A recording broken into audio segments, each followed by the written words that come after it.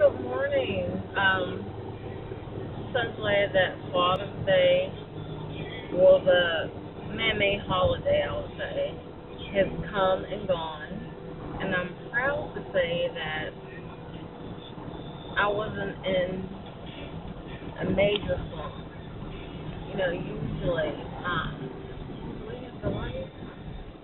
Usually, I'm kind of like in a slump or whatever. And yesterday I really wasn't, which I was very, I hate to say surprised, but surprised because usually I am. I thought of my father, me and whew, sorry, some of my family and friends. We were on the phone and reminiscing, but we didn't reminisce too much, too long. It was okay. Oh, my son, Jared really misses him, and I think he misses him more because of the lack of participation by his own father. It made me, even how Jared was yesterday, it's like something locked. Well, I've been saying it.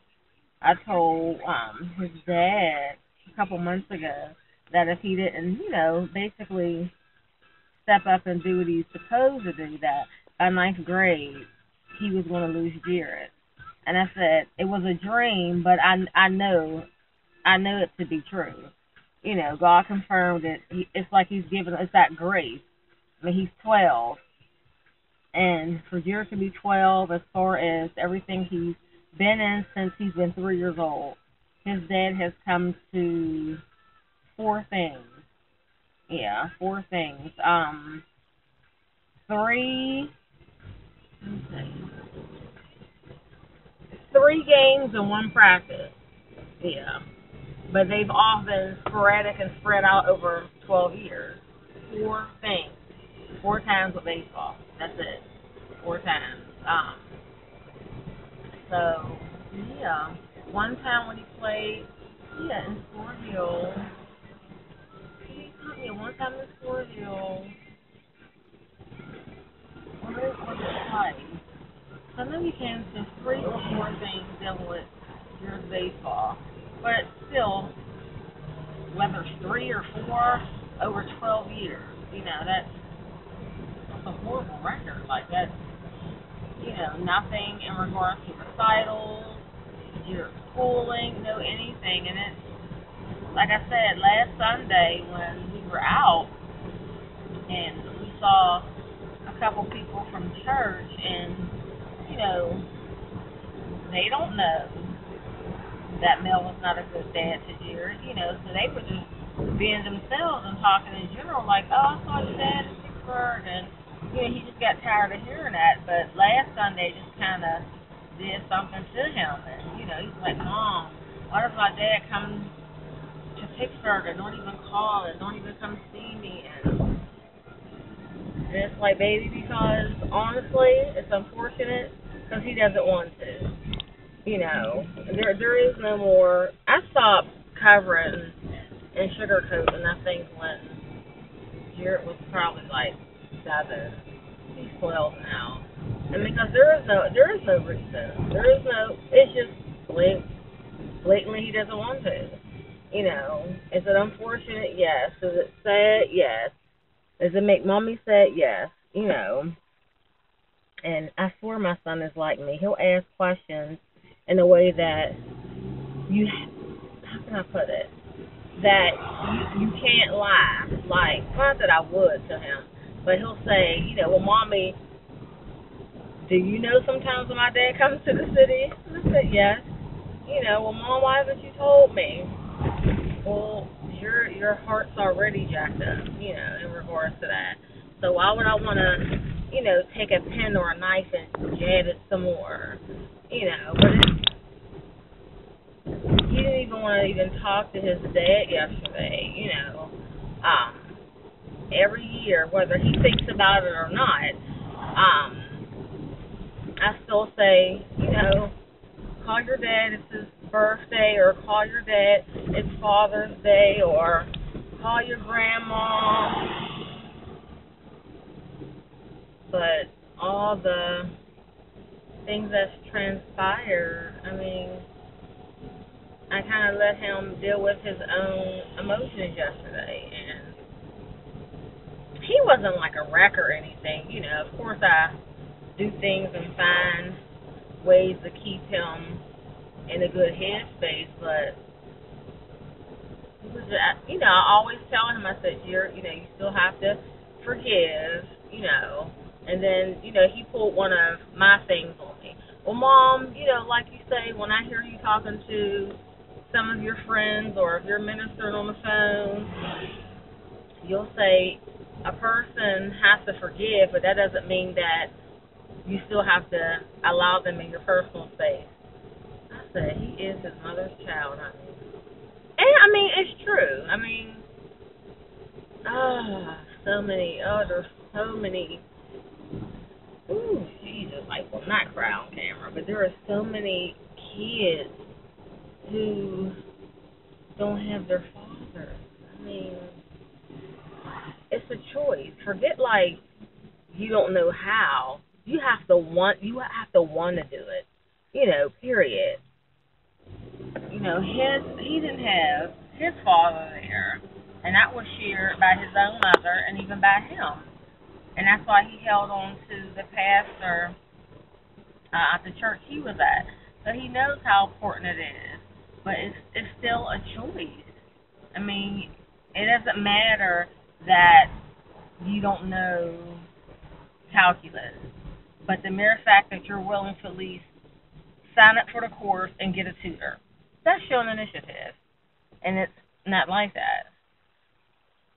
But anyway, I'm in a good headspace too, because I used to get very, very upset, very bitter. I wouldn't show, at least I wouldn't try to show Jared how displeased I was, because it's like, you have to be, especially men in ministry. It's crazy. They're so focused on being these great pastors, but it's like they want to be great to the people. That's really not important. Not saying souls aren't important. That's not what I'm saying. But at the end of the day, when members leave, because members do rotate, who do you have? Your family. If you go through, it's crazy. Half of it is the church's fault, and the other half, the individuals have to take responsibility, because the church as a whole, the black church, they push, well, certain denoms, I'll say that, they push and want to train how to be pastors, elders, superintendents, things like that. But what about being a good son, a good father, brother, all that type of stuff? It's just unfortunate. And, Jared can't help but to notice, well, Mom, my dad got married again. Somebody who has kids, and he puts them before me. And, I mean, kids notice everything. It's unfortunate. It really, really, really, really is. But I will continue to pray that God will send godly men into my son's life, because it's crazy that I have to have other male mentors and contact big brothers, big sisters, and all these other outlets, when he does have a father that's only a hop skip away. Yeah. But just thank God there's no bitterness. I thank God, and I'm proud of myself of how my mom even raised me. There'll be some moments, now that I look back, that my mom and dad may have not been in a good space, but my mother has never talked ill about my dad. Never. Now, we asked her a question, she would tell us the truth and try her best to try to, not make the answer such a blow. And I do the same thing. I don't talk bad about his father. Um, but if he asks me a question, I answer it. But just off out the blue, like, oh, your dad doesn't do this, and blah blah blah. Now his father, on the other hand, it's crazy. I mean, some of the things that my son tells me, it's like, your father shared that with you, like that's adult stuff. Like, why would he talk about what went on in our marriage and cheating? Like, you're too young for, like, why would he share that with you? And it's the lack of immaturity. It really, really is. It really, really is. And I think that's one thing about his dad that probably makes him cringe. Like, I see the little boy that you still are. You know, um, you weren't nurtured. You weren't, you know what I mean? Not calling him a little boy so much in a negative sense, but he's a boy. But he's a man, but he's still a boy. Literally. So people maybe taught him how to put a scripture together, but not do the regular things as a boy, as a young man. Whew, ah, it hurt. Alrighty, God bless you guys. Have a good day. Talk to you later. Bye bye.